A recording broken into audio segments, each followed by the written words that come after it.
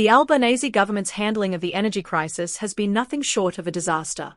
They made big promises, 97 times, to be exact, about slashing power bills by $275. But here we are, with Aussies struggling to keep the lights on and bills skyrocketing past $1,000. So, what's their solution? A measly $150 rebate. A band-aid fix for a bullet wound. Now, before we dive into this absolute circus, do us a favor.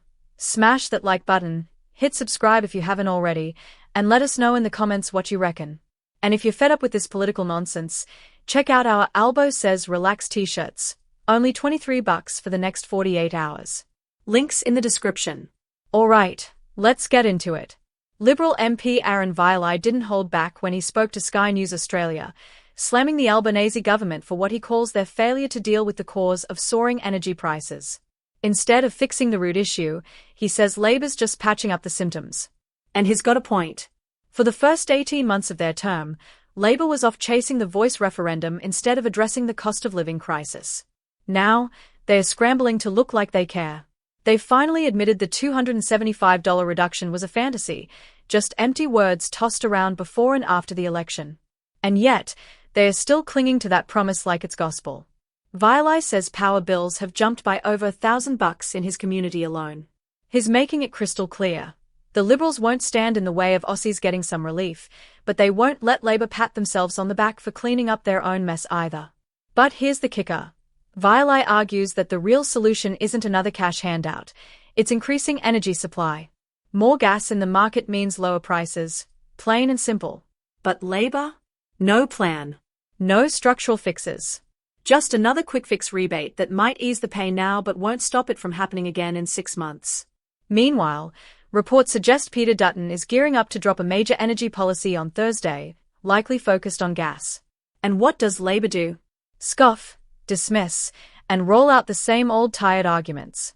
Energy Minister Chris Bowen came out swinging, defending Labor's record, claiming they've already delivered $300 in savings for every household.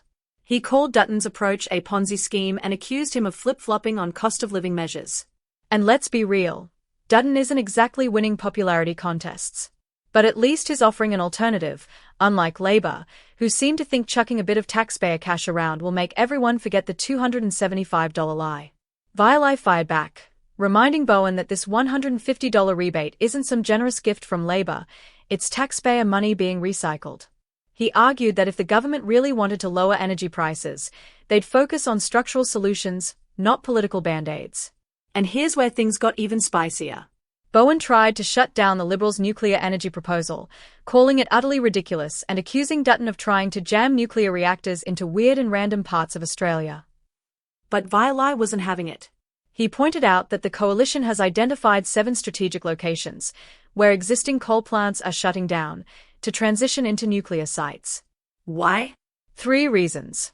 It supports local communities that rely on those energy jobs. It saves bushland and farmland by reducing the need for extra transmission lines. It's cheaper than Labor's renewables plan, Viley claims by 44%. Labor, of course, isn't buying it. They've slapped a $600 billion price tag on Dutton's nuclear plan, a number Viley calls pure fantasy and a scare tactic straight from the ALP playbook. But here's the question. Is nuclear actually a viable solution? The Liberals argue it's more stable, cheaper in the long run, and doesn't rely on the sun shining or the wind blowing. Labor, on the other hand, says it's too expensive, too slow to roll out, and too unpopular with voters. So, what's the truth? Well, at this point, it depends on who you ask. One thing's for sure, Labor is struggling to defend their energy record. The $275 promise? Broken. The rebates? Temporary. Long-term solutions? Non-existent. Meanwhile, Dutton's playing the long game with gas and nuclear. But will voters buy it? Let us know in the comments. Should Australia go nuclear? Or are we better off sticking to renewables and hoping the government figures out a way to make it cheaper?